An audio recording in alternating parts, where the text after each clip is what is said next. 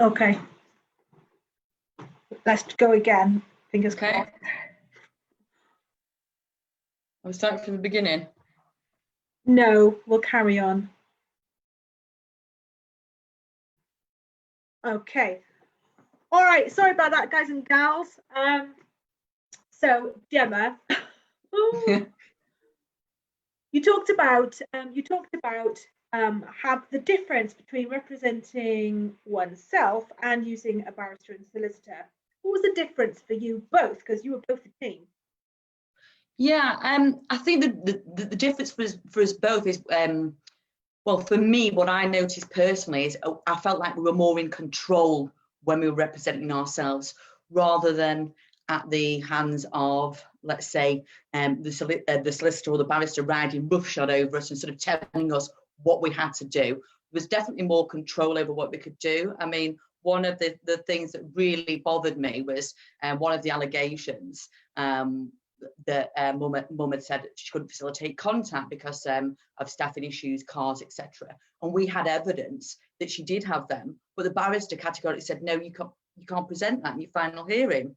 We did present that in the final hearing, and I truly do believe that, you know, that did swing the balance. So we really felt that we got to have our say, and it was much fairer, and we were more in control.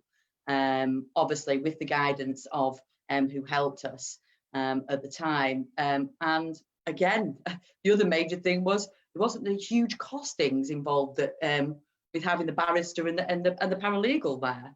So for me, it was the final hearing was quite an empowering experience as well. You know, because you've got that element of control over you know, what the outcome is, although you still got the judges and CAFCAS involved. You can never completely control it, but you know, certainly your content, that was the major thing for myself and my partner, definitely.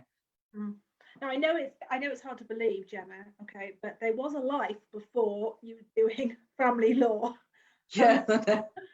I know it doesn't feel like it. What was that like? What were you doing? What was I doing? So my background really is in sales. That's what I specialise in. I was a sales manager for an international football academy. So I was dealing with players that came from all over the world to a local academy here in Blackpool. Prior to that, all of my experience was over the telephone, so business development. I worked in advertising, telecom. So I've got quite an array of history, really. And thrown in the mix there in the middle, I actually owned a pub for a couple of years as well. Wow. So when it comes to difficult situations and awkward scenarios and awkward people, you've got that. Yeah. I think you have to have a certain amount of patience and durability dealing with customers that have had one too many. Yeah. And I want to know, what was it that made you decide to, what was it that made you want to decide to help people further in the family courts? Because I wanted to make a difference. I wanted to help people help themselves. Because I have just said that, you know, it is an empowering experience when people go through that process, albeit very emotional and stressful. But I truly believe that people do feel more empowered, you know, as they go through the journey and the process representing themselves. And, you know, my personal feeling is solicitors and barristers are very impersonal, if that makes sense. They've got a job to do, and you are a case number and a statistic.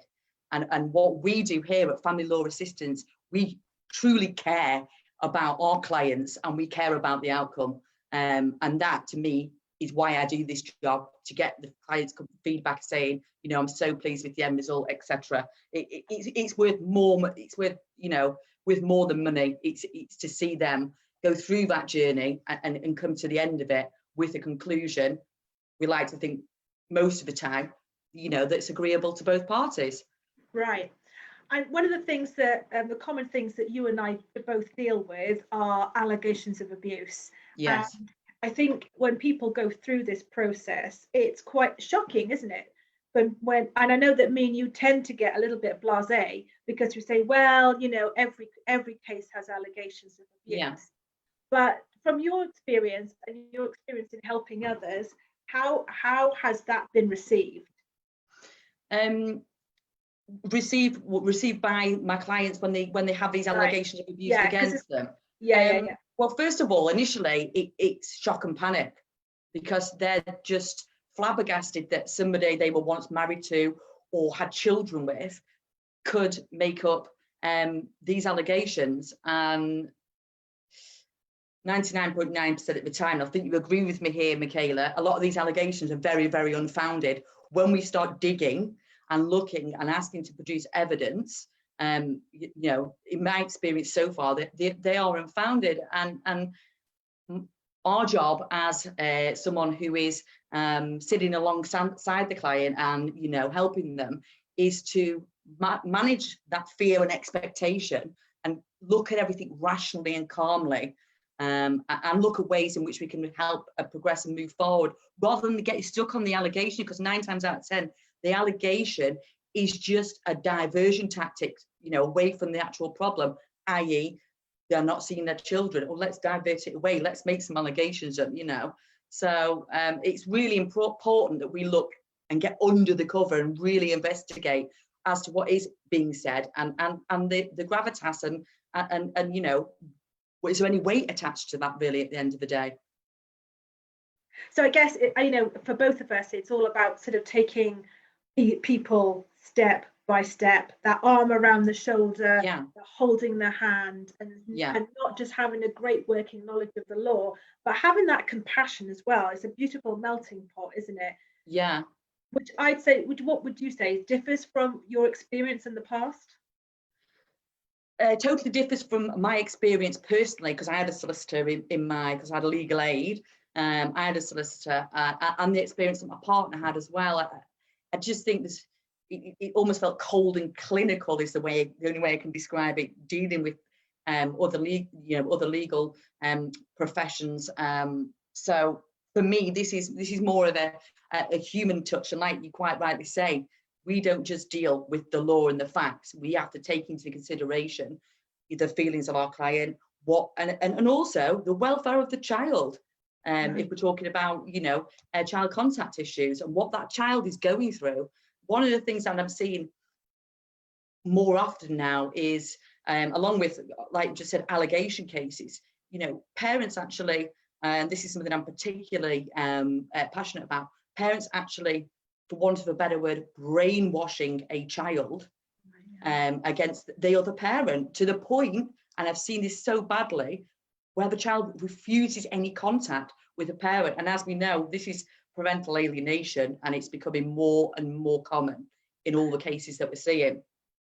I'm really glad you raised that, because certainly something that I'm seeing, you know, for the rights and wrongs of it, you know, that separation of a child's loyalties is much more prominent in lockdown, I would suggest. Would you? Yeah, exactly. And that's a really good point. You know, with the COVID-19, many people have contact arrangements, you know, contact orders and arrangement orders in place, and they just weren't happening. It's going to be really interesting, Michaela, to see how the family courts deal with this backlog and this persistent problem they're going to be seeing, because as we know, enforcement is a real issue, but invariably it runs into them reviewing the particular order that's already in place. Right. So I want to touch on enforcement, because obviously we deal with quite a lot of enforcement, and then a lot of people say to me afterward, what was the point in that? Yeah. But enforcement actually is important as part of the bigger picture, isn't it? Yeah, absolutely. I mean, what I say to my clients, and you were quite right in what you say. Well, what's that end result going to be? In reality, on paper, it doesn't look a lot, but what you allow to happen will continue to happen. So if you're just going, oh well, the order's been broken, but we won't take it back to court. Well, okay, what's the point in having an order in the first place? The order was written in mind of the best interest of the child. It's not for one parent or the other to unilaterally decide, well, we're not doing that this week or today, or, you know, 12 months down the line. So enforcement is very, very important for all parties concerned, I believe. Right. And you know, one of the things that we often, and as we're on the subject of a little controversy, and you're not averse to a little controversy. No, correct, yeah. So one of the things that we get asked a lot is, are the courts biased? Wow, well, that's a very loaded question, Michaela. Thanks for dropping that one in there. It depends. Yeah. It depends which side of the fence you sat. That's my answer. Biased? Are they biased? There is a school of thought that historically the courts have been very gender biased, and I've personally seen that when I've been sat in various courts, across the northwest of England. Do they always act with the best interests of the child? Again, that's subjective as to which side of the fence you sat on, and on what you want the end result to be. I think we have to be realistic and say I feel there's a certain amount of bias that does go on. In some cases, not all. I think that's the fair answer. Right, because I agree with you, and I just thought I'd just chuck that out there, because you're right. It's who you speak to as well. Yeah. And you're right. It depends what side of the fence that you're sat on. For anybody that's looking or is in the middle of court proceedings, what would be the top tip that you would give them? In the middle of court proceedings, oh gosh, you that's a really good question, Michaela. What would be my top tip? I think, and this is a really hard one, to remain calm and try and take your emotions out of it, which is really, really hard when it's your child and your children. But emotion only serves as a catalyst to sometimes not getting the best results. I wouldn't say be emotionless, because I think emotion is good, but it's how we control that emotion within the hearings that's really key to the end result and what we're trying to achieve. Now, I know that you're based, tell us where you're based first of all. So I'm based in Lytham St Anne's. People may or may not know it. It's just to put it on the map, it's our nearest place of main attraction is Blackpool. So we're in the northwest of England, about an hour from Manchester. Perfect. But one of the things that we're discovering is that with the new of virtual court hearings, that geography, it doesn't matter so much now, does it? Absolutely. We literally just shrunk the UK almost overnight. Again, off the back of what's happened with COVID. I've not actually done a video hearing yet, but I've done a couple of telephone hearings. My thoughts are that, I don't know whether you would agree with this, Michaela, but a lot of final hearings I feel will probably maybe still take place in courts themselves, because they're generally a day or two or 3 days. But with regards to, certainly first hearings and dispute resolution hearings, we are finding a lot more over telephone and over video. In fact, my partner's got his final hearing over video in the next couple of weeks. So that will be an interesting experience. Right. And I guess, when we've got that virtual hearing, I mean, I've talked about this before, but there's pros and cons to it, isn't it? Because one of the pros you've got with it is that we're not sitting around for hours. Yes. They don't tell you that, do they? When you sign up to if you're going to use a solicitor about it, they don't tell you this stuff. Yeah. So on that, what would you say are the things that you wish you'd have known or you wish somebody had told you? About court or about the process in general? Both, yeah, both. Well, you just touched on it. What the major point is, I didn't realise how much waiting around there would be. And it really, thinking about it now retrospectively, how long the whole process takes. I get clients coming to me thinking, oh, we're just going to go into court and it'll all be sorted out in half an hour. And, I'll get to see my child again. And you really have to manage that expectation.